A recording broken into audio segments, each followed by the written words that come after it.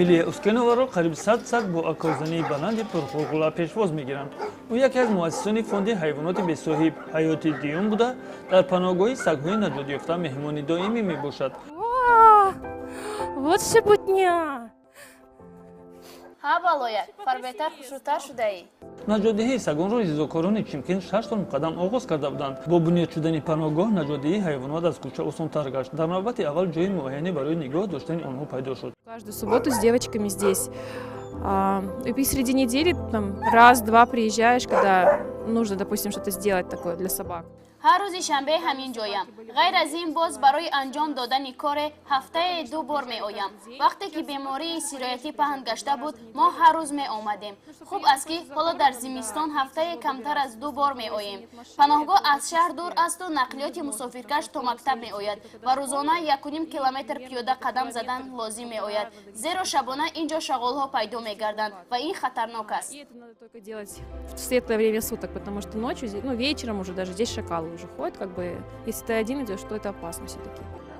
мутаассифона новобаста аз хоҳиши наҷот бахшидан ба ҳама имкониятҳои паноҳгоҳ номаҳдуд нест.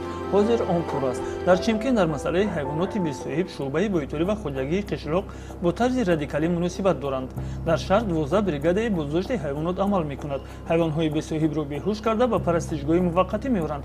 агар дар муддати 3 рӯз онро касе суроғ накунад ва соҳиб пайдо накунад, пас ҳайвонро кушта дар танӯр месӯзонанд.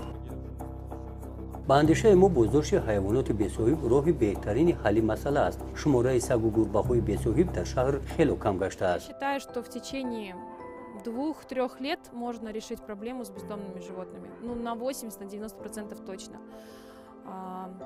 Пути, которые вот мы видим решению этой проблемы, мы неоднократно озвучивали ветеринарии, ман фикр мекунам ки дар байни 2-3 сол масъалаи сагҳои дайдуро ҳал кардан имконпазир аст.